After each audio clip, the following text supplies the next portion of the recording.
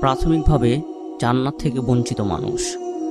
এখানে ওই সমস্ত কবিরা গুনাহের কথা আলোচনা করা হবে যার কারণে মুসলমান স্ত্রীও পাপের শাস্তি ভোগ করার জন্য প্রথমে জাহান্নামে যাবে, এরপর জান্নাতে প্রবেশ করবে। এই ভিডিওতে সমস্ত কবিরা গুনাহের কথা আলোচনা করা হয়নি যা জাহান্নামে যাওয়ার কারণ হবে, বরং শুধু ওই সমস্ত হাদিসসমূহ বাছাই করা হয়েছে যেখানে রাসূলুল্লাহ সাল্লাল্লাহু আলাইহি ওয়াসাল্লাম স্পষ্টভাবে ওই ব্যক্তি জান্নাতে প্রবেশ করবে না বা আল্লাহ তার উপর জান্নাত হারাম করেছেন ইত্যাদি শব্দ ব্যবহার করেছেন, যাতে করে কোনো কথা বলার বা অপব্যাখ্যার অবকাশ না থাকে। এই কথা স্মরণ থাকা দরকার যে সগীরা গুনাহ কোন সৎ কাজের মাধ্যমে তওবা ব্যতীত আল্লাহ শ্রীয় দয়ায় ক্ষমা করে দেন, কিন্তু কবিরা গুনাহ তওবা ব্যতীত ক্ষমা হয় না। আর কবিরা গুনাহর শাস্তি হলো জাহান্নাম। সকল কবিরা গুনাহের শাস্তিও গুনাহ হিসেবে পৃথক পৃথক। যেমন হাদিসে বর্ণিত হয়েছে যে কোনো কোনো ব্যক্তিকে জাহান্নামের আগুন টাকনু পর্যন্ত স্পর্শ করবে, আবার কোনো কোনো ব্যক্তির কোমর পর্যন্ত স্পর্শ করবে এবং কোনো কোনো ব্যক্তির গর্দান পর্যন্ত স্পর্শ করবে। মুসলিম। অপর এক হাদিসে বর্ণিত হয়েছে কোনো কোনো লোকের সমস্ত শরীরেই আগুন স্পর্শ করবে, তবে সেজদার স্থানটুকু আগুনের স্পর্শ থেকে মুক্ত থাকবে। ইবনে মাজাহ। কবিরা গুনাহর শাস্তি ভোগ করার পর আল্লাহ সমস্ত কালিমা পড়া মুসলমানদের জাহান্নাম থেকে বের করে জান্নাতে প্রবেশ করাবেন। মুমিনদের এই কথা ভুলে যাওয়া ঠিক হবে না যে জান্নাতে কিছুক্ষণ থাকা তো দূরের কথা, বরং তার মাঝে এক পলক থাকাই মানুষকে দুনিয়ার সমস্ত নিয়ামত আরাম আয়েশের কথা ভুলিয়ে দেওয়ার জন্যই যথেষ্ট হবে। তাই সকল মুসলমানের অনুভূতিগতভাবে এই চেষ্টা চালাতে হবে যে জাহান্নাম থেকে সে বেঁচে থাকে এবং প্রথমবারে জান্নাতে প্রবেশকারীদের অন্তর্ভুক্ত থাকে। এই জন্য দুটি বিষয় গুরুত্বের সাথে দেখা দরকার। প্রথমত, কবিরা গুনাহ থেকে বেঁচে থাকার জন্য যতদূর সম্ভব চেষ্টা করা, আর যদি কখনো অনিচ্ছা সত্ত্বেও কবিরা গুনাহ হয়ে যায় তাহলে দ্রুত আল্লাহর নিকট তাওবা করে ভবিষ্যতে তা থেকে বেঁচে থাকার জন্য দৃঢ় মনোভাব রাখা। দ্বিতীয়ত, অধিক পরিমাণে এমন আমল করা যার ফলে আল্লাহ স্বয়ং কবিরা গুনাহগুলো ক্ষমা করে দিবেন। যেমন নবী সাল্লাল্লাহু আলাইহি ওয়াসাল্লামের বাণী, যে ব্যক্তি সকল সালাতের পর 33 বার সুবহানাল্লাহ, 33 বার আলহামদুলিল্লাহ, 33 বার আল্লাহু আকবার বলার পর একবার লা ইলাহা ইল্লাল্লাহ ওয়াহদাহু লা শারীকা লাহু লাহুল মুলকু ওয়া লাহুল হামদু ওয়া হুয়া আলা কুল্লি শাইইন কাদির বলে আল্লাহ তার সমস্ত সগীরা গুনাহ ক্ষমা করে দেন, যদিও তার গুনাহ সমুদ্রের ফেনাতুল্য হয়।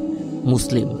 অন্য এক হাদিসে বর্ণিত হয়েছে, আল্লাহ ব্যতীত কোনো ইলাহ নেই, তিনি এক, তার কোনো শরিক নেই, তার জন্যই সমস্ত বাদশাহী, তার জন্যই সমস্ত প্রশংসা। তিনি জীবন ও মৃত্যু দেন, তিনি চিরঞ্জীব, তিনি মৃত্যুবরণ করবেন না, তার হাতেই যাবতীয় কল্যাণ, তিনি সর্ববিষয়ের উপর শক্তিমান। তিরমিজি। দরুদের ফজিলত প্রসঙ্গে নবী সাল্লাল্লাহু আলাইহি ওয়াসাল্লাম ইরশাদ করেছেন, যে ব্যক্তি আমার উপর একবার দরুদ পাঠ করে আল্লাহ তার উপর 10 বার রহমত বর্ষণ করে, তার 10টি গুনাহ ক্ষমা করেন, তার একটি মর্যাদা বৃদ্ধি করেন। তাই বেশি বেশি করে সিজদা করো, অর্থাৎ বেশি বেশি করে নফল সালাত আদায় করো। ইবনে মাজাহ। কবিরা গুনাহ থেকে পরিপূর্ণরূপে বেঁচে থাকা এবং নিয়মিত তওবা করা এবং সগীরা গুনাহগুলোকে ক্ষমাকারী আমলগুলো ধারাবাহিকভাবে বেশি বেশি করে করার পরেও আল্লাহর দয়া ও অনুগ্রহের আশা রাখে যে তিনি আমাকে জাহান্নামের আগুন থেকে রক্ষা করবেন এবং প্রথম সুযোগেই আমাকে জান্নাতে প্রবেশকারীদের অন্তর্ভুক্ত করবেন। নিশ্চয় তিনি তওবা কবুলকারী এবং অত্যন্ত দয়াময়। কোনো কোনো লোক এই বিশ্বাস রাখে যে বুজুর্গানে দিন এবং অলিগণ যেহেতু আল্লাহর নিকট বিশেষ মর্যাদাপূর্ণ এবং আল্লাহর প্রিয়, তাই তাদের উপায় বা উসিলা করা বা তাদের হাতে হাত রাখলে আমরাও তাদের সঙ্গে সরাসরি জান্নাতে চলে যাব। তাদের এই আকীদার পক্ষে বড় বড় অফিসারদের উদাহরণ উল্লেখ করে থাকে। যেমন কেউ কেউ কোনো মন্ত্রী বা গভর্নরের নিকট যেতে হলে তাকে ওই মন্ত্রী বা গভর্নরের কোনো ঘনিষ্ঠ লোকের সুপারিশ লাগবে। এভাবে আল্লাহর নিকট তার ক্ষমা পেতে হলেও কোনো না কোনো উসিলা বা উপায় লাগবেই।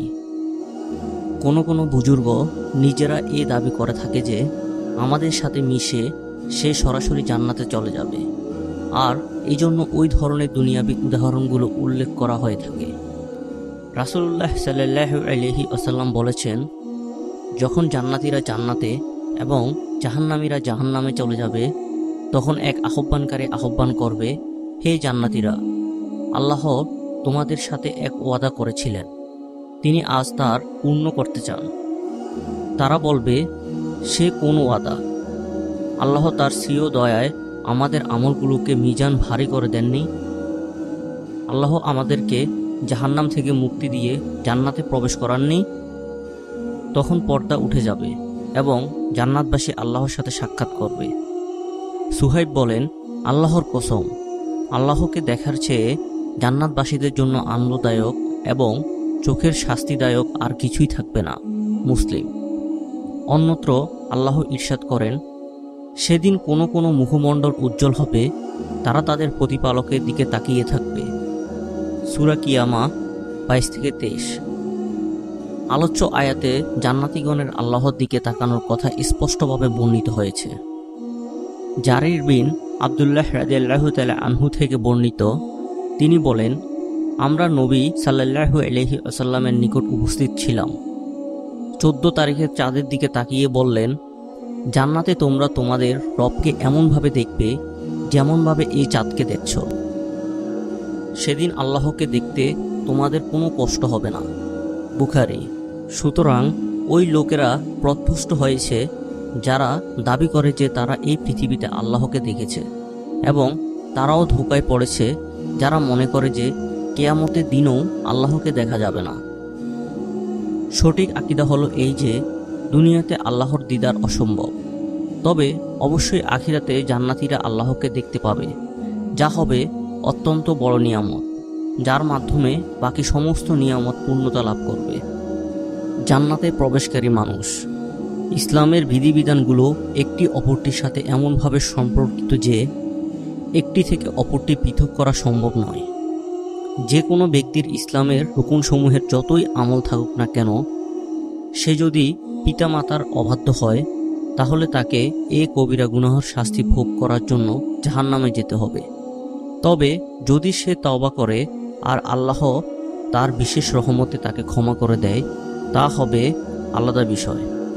যে ব্যক্তি তাওহীদের উপর বিশ্বাস হয়ে ইসলামের রুকুনগুলো পালন করার জন্য পরিপূর্ণভাবে চেষ্টা করে, মানুষের হক আদায় করার ব্যাপারে কোনো প্রকার অলসতা দেখায় না, কবিরা গুনাহ থেকে বাঁচার জন্য সর্বাত্মক চেষ্টা করে, আল্লাহ তার স্বীয় দয়া ও অনুগ্রহের মাধ্যমে না জানা পাপগুলো ক্ষমা করে প্রথমেই তাকে জান্নাত দিবেন এবং তাকে জাহান্নামের আগুন থেকে রক্ষা করবেন।